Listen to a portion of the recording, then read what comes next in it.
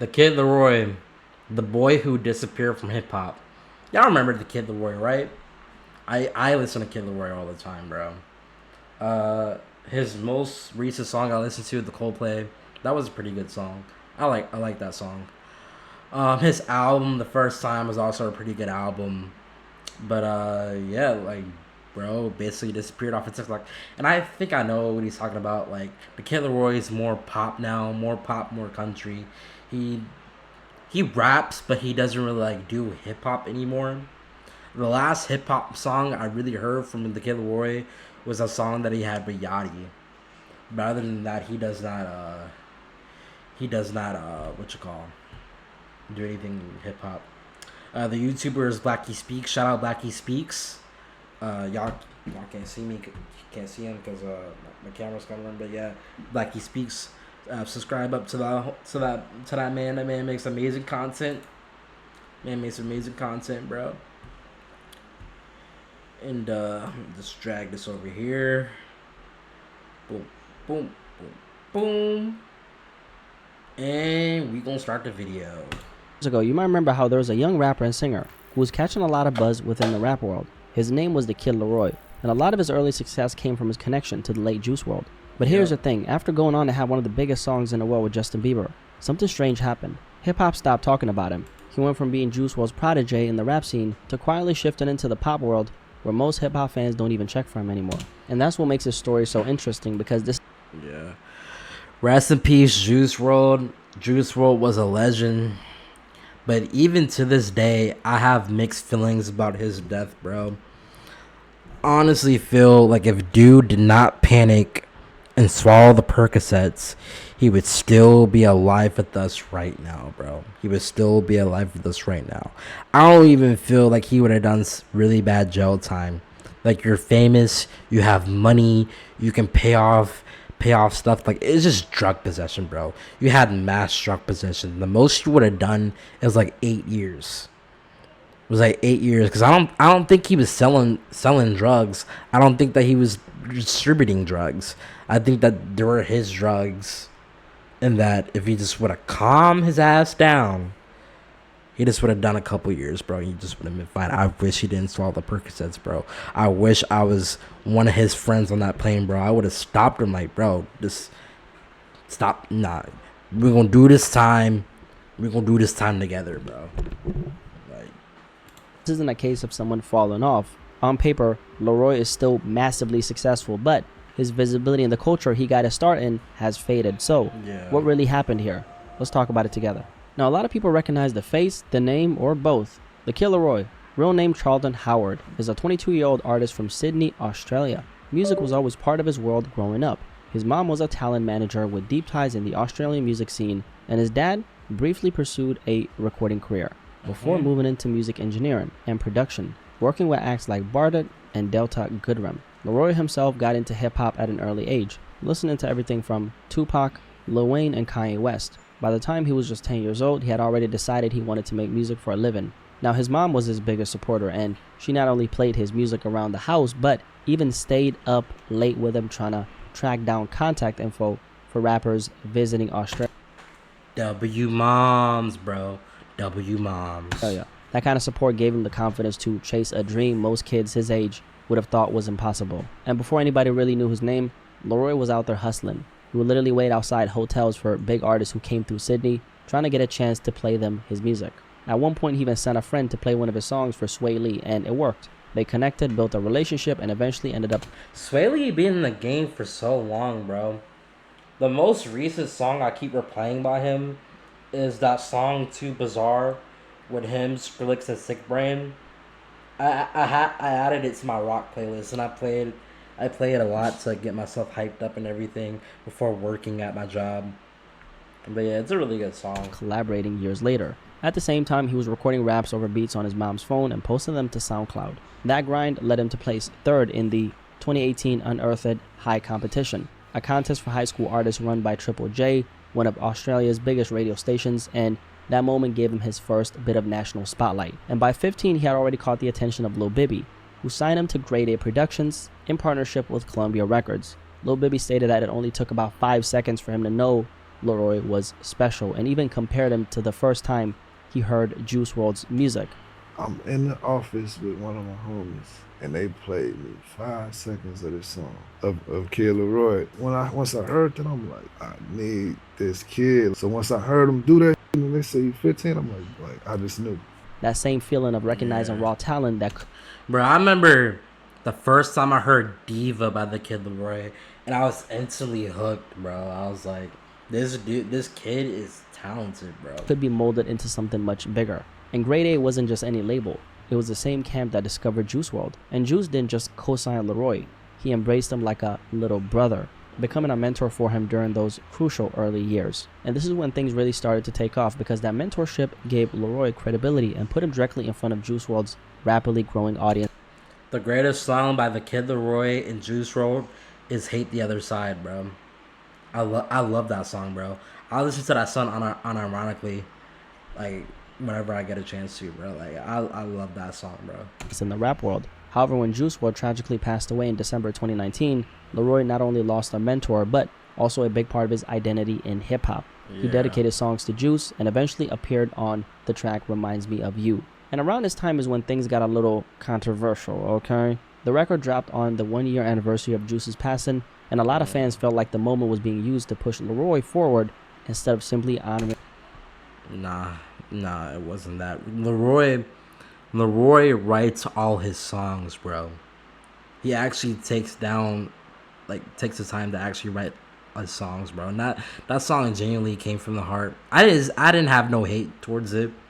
I like the song. The song made me sad, you know, but it was a good song. And Juice's legacy, and to them it just didn't really feel organic. And while LAROI was only 17 years old at the time, the backlash he received was very strong. I said it back then and I'll say it again, I never blamed a 17-year-old kid for the timing a label chose. Labels are always going to do what labels do. Yeah, labels be weird, bro, but labels going to do what they do, man. Unless it's blatantly clear that someone's writing a legacy for clout. I think LAROI, at the time, you know, considering his age, obviously deserved some grace. And I just want to emphasize, especially at that age, he was 17 years old, it's only fair.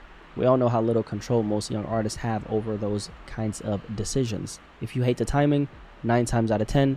And that was before he got his teeth fixed, bro. That's a corporate call. Now, this was the beginning of a bigger narrative forming around him. Some people saw him as Juice WRLD's natural prodigy, while others felt like he was being forced onto the culture.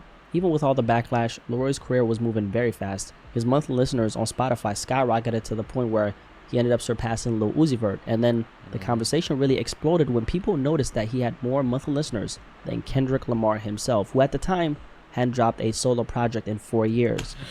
Blackie, we talk about this, bro.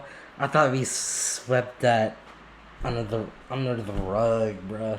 I thought we wasn't gonna talk about that, but I can actually put my intake about it, because I think Blackie talked about it too, but like I think his point is that the Kid LAROI has fans in Australia. He has a big following in Australia, so that's gonna add to his monthly listeners. And he was doing pop music at the time, bro. And we also can't forget he's white. He's a white boy, so of course he's gonna get like more monthly listeners. He's a white boy, pop star, has the look. So, of course, his fan base is going to go crazy, bro. Like, people were trying to box him as being a rapper, but he's not just a rapper. He's a multi-talented artist, bro. Like, he's not just a rapper. But, like, people kept trying to box him in the same box as Juice WRLD. But he doesn't do the same things that Juice WRLD does. Like, this dude actually makes pop records, bro. So... he got more accolades, man, and that's the reason. I think that's the reason why he has more monthly listeners than Kendrick, bro. You know, that and them fangirls be going crazy, bro. I grew up with a bunch of girls that were thirsting over the Kid LAROI, bro. Straight up thirsting over the Kid LAROI. So it is what it is, bro. If you were to compare like the Kid LAROI's startup to any other artist, I would say like his stardom is much like Justin Bieber's, bro. Correct me if I'm wrong, but like I'll compare his startup to like JB, bro. And to me, that whole debate was kind of unnecessary because monthly listeners isn't a great way to measure loyalty. All it really shows is how many unique people streamed at least one of your songs in the last 28 days. If someone stumbles on your music in a playlist and never play it again, they still count. If your biggest fan listens to you 100 times that month, they still only count once. So it's really more about reach than anything else. Imagine bringing your side project to life. And dude Just had by a lot thinking of about it. reach. Meet Base 44. Had a lot of reach. He had A reach in complete Australia. AI creation platform. And Describe what you want and watch it take shape. And LAROI at that moment had massive reach. His songs were spiking everywhere, driving those numbers higher than any artist who hadn't released in years, Kendrick. So it's useful for showing how wide that net is, but it doesn't necessarily reflect a core fan base. For that, you obviously look at hard tickets. Who's showing up to your shows? And because LAROI blew up in quarantine, we didn't really have that data yet. Also, there's the novelty effect. New face, new voice, new story. The first 12 to 18 months of a hot rookie can outstream veterans who are between eras. Doesn't mean that the rookie is bigger in the long run. It just means that it doesn't mean the that name at is all. hotter and more in circulation at that. And homie was hot, bro. Bro, I remember when So Done dropped. I remember when what was the other song? What just happened? I don't even know what just happened. That song. I remember when Nights Like This dropped, bro. Like, dude, it's popping off. Correct me if I got my timelines wrong, but bro.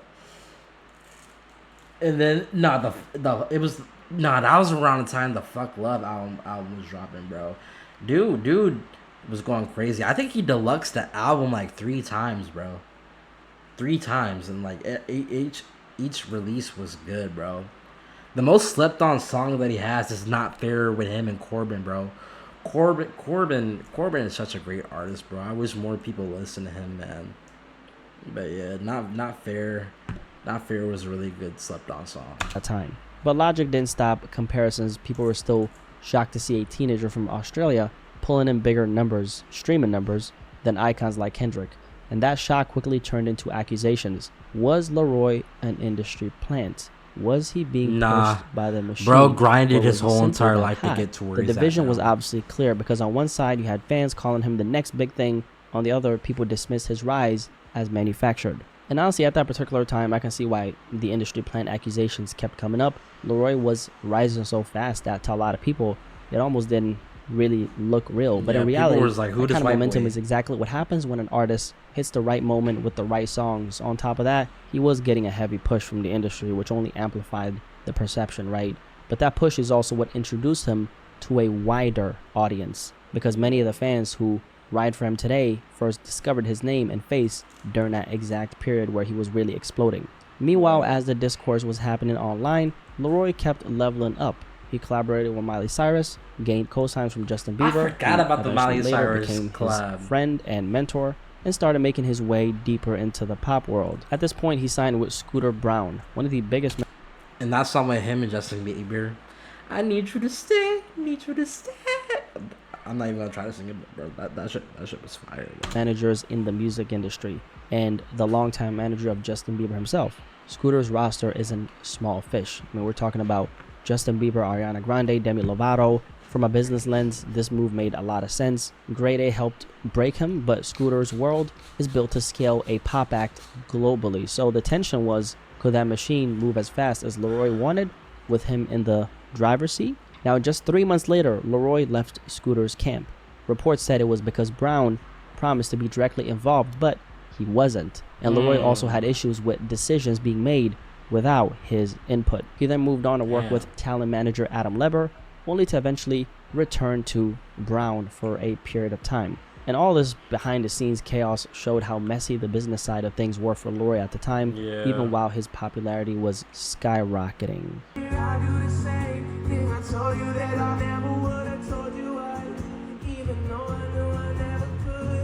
And then came the song Stay. Now, this song wasn't just a hit, it was a global smash. Stay reached #1 on the Billboard Hot 100, #1 on the Global 200, and topped the charts in over 20 countries, including places like Germany, the Netherlands, and Sweden. It became LAROI's first #1 record, Bieber's 8, and one of the biggest records of the decade so far. Like, this song was huge. Some people might be like, what are you talking about, biggest songs of the decade? If you think you haven't heard the song, you've probably heard the song. You heard the song. That's how bro. big it was. Because there was a period of time where this song was quite literally everywhere. I vividly remember hearing it in malls, on the radio, in public spaces. I feel like I couldn't really escape it, even if I wanted to. It was playing on the radio radio every time I I got in like the that. damn car. And this is exactly what I personally predicted when he signed with Scooter. Because obviously you could see that LAROI was, of course, headed in that pop direction. He had records like Without You and then So Done. Those were 2 songs that opened up that lane for him. So Done. So and the Done stage just slammed the door behind him and, you know, locked it and threw away the keys, right? So he was most definitely in that pop lane from that point. So he wasn't just dabbling in pop, he was fully there. He was committed to that. And he had left behind a rap lane that first embraced him and officially crossed over into pop stardom. But here's the flip side. While LAROI was winning globally, his presence in the hip-hop culture in the rap world started to fade. The same fans who once championed him as Juice WRLD's little brother no longer looked at him as part of the rap conversation. And around this time is when LAROI started receiving a lot of... But I didn't hate on it, bro. I was like, okay, he's going pop. I seen it happen with Post Malone. Post Malone don't do nothing hip hop now. He just do country and what else? Is this country? No, country and pop, bro. Yeah, he does country and pop. But I don't hate on it. Fall Apart. That song Fall Apart made me cry, bro. And then Circles. I love Circles. I listen to Circles. When was the last time I listened? I think I listened to Circles like a week ago, bro. But I be playing that song. Like, it's a catchy song, man. But like, Post Malone be doing his things. Why can't the Kid LAROI do his thing, bro? The Kid LAROI is doing pop music now. I'm proud of him. So let the dude do his thing, bro. He only 22, man. Hate, mainly from the rap community. Aside from the industry plant accusations, he was also on the receiving end of the culture vulture label that we've seen a lot of white artists get once they come up through hip-hop and then transition out of it. Nowadays, we call it the Post Malone formula, right? Because Post Malone is a great example of this. He caught the same criticism early on with White Iverson. That's how most people found Post Malone. And then before he cemented himself as a global act, he had the image of a rapper. He kind of had the sauce of a rapper and the style of a rapper, right? His music was influenced by hip-hop and rap. And they still hate on Post Malone for having the braids, bro. I don't hate on Post Malone for having the braids. Post Malone could put braids in his hair right now, and like I wouldn't say nothing to it, bro. Like, he ain't no culture vulture. He ain't no nothing, bro. Bro was just natural, bro. I never hated on Post Malone, bro. Post Malone always been doing his thing and been staying quiet, bro. Post Malone don't bother nobody, bro. In general, right? And then he pivoted from that. With that being said, though, LAROI became the type of artist who could dominate mainstream charts, but no longer had that same core credibility in rap. So from that perspective, LAROI faded away, and at a certain point, a lot of rap fans simply stopped paying attention to him. Now, although the rap community stopped... Not me. I followed through his whole entire journey, bro. Through rap, through pop, bro. Through Fortnite, bro. Doing the Fortnite event is really what made me really start listening to dude. Because after he dropped like the 3rd deluxe on the F Love album, he was kind of quiet. But after the Fortnite event, I feel like the Fortnite event skyrocketed him, bro. At least in my view. It's like after the Fortnite event, I listened to the album the first time, and I've been rocking heavy with dude ever since. Paying attention to LAROI a while ago, ever since his departure from...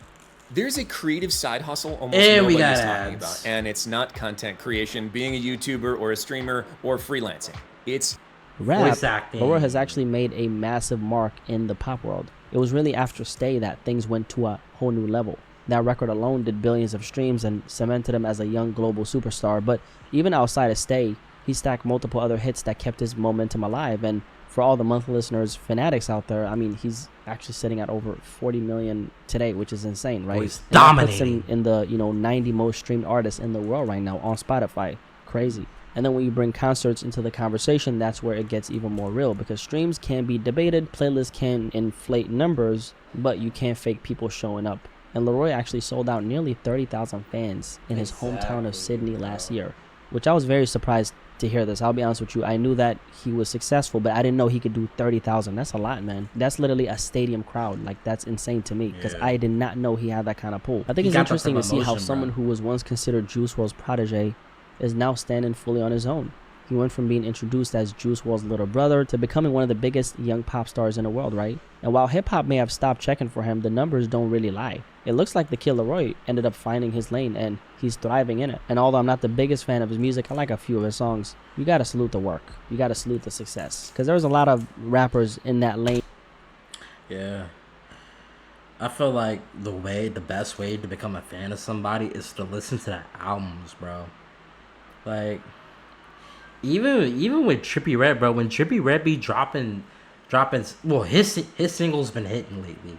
His singles been hitting, but like, even like when the singles ain't hitting like they supposed. I'm not talking about Trippie, but like when the singles ain't hitting like they supposed to, like I be waiting for that album, bro. I be waiting for that album. Speaking of albums, bro, I'm still waiting on Tizo Touchdown to drop his sophomore album, bro. When is Tizo gonna drop the album, bro? I've been waiting, bro. Bro hasn't posted nothing on YouTube. He probably be posting on his Instagram. I don't got Instagram, though. That's like one of the things I'm looking forward to when I finally re-download Instagram, bro. I'm gonna start posting my clips from Twitch onto my YouTube and to my TikTok. But eventually I'm gonna go on Instagram, and like I'm kind of scared to go on Instagram. I haven't been on Instagram for like 5 years due to mental health, bro. Due to me being mentally checked out of Instagram and like the drama I was going through as a teenager being on Instagram, bro. But like once I get back on there, bro, like I'ma definitely check out what Tizo doing, bro. I'ma definitely hit that follow on Tizo, bro. I miss Tizo. Tizo helped cure depression, bro. Remember, I was so sad the day that I listened to Social Cues for the first time, bro. The Social Cues made me feel better, bro. That song's amazing, bro. And How Do You Sleep at Night album was one of the best albums I heard in a long time, bro. The way that it was put together, the way that it was executed, it was an amazing album, bro. Shout out Tizo Touchdown, bro. You need to drop the album. You need to drop the album soon. Please, I've been waiting. 2025 is almost over and you still haven't dropped the album, bro. Drop the album, Tizo. Drop the album. Who blew up around that time, and then they didn't really do anything with it. This guy actually took that momentum and found a lot of success, and I think that's very admirable, especially at such a young age. I think a lot of artists, when they blow up at a certain age, let's say if they're 17, 16, a lot of times they don't really find their way in the end, and that's a harsh reality for a lot of artists who blow up young, especially if they're getting a lot of criticism early on. It kind of throws them off balance, right? And it takes a lot for an artist to end up thriving in their own lane and finding their own identity, especially when you're young. I'm very curious what you guys have to say, though. When it comes to the Kid LAROI and everything that's happened with his career, have you still been paying attention to him since he went full pop? Or did he fall off your radar once he crossed over into pop? Curious to hear what you guys have to say. I'll catch you guys in the next video, man. I'm out. Peace. Peace. I will react to David, but I'm done. I'm done with David, bro. And that was a successful recording. We're in recording.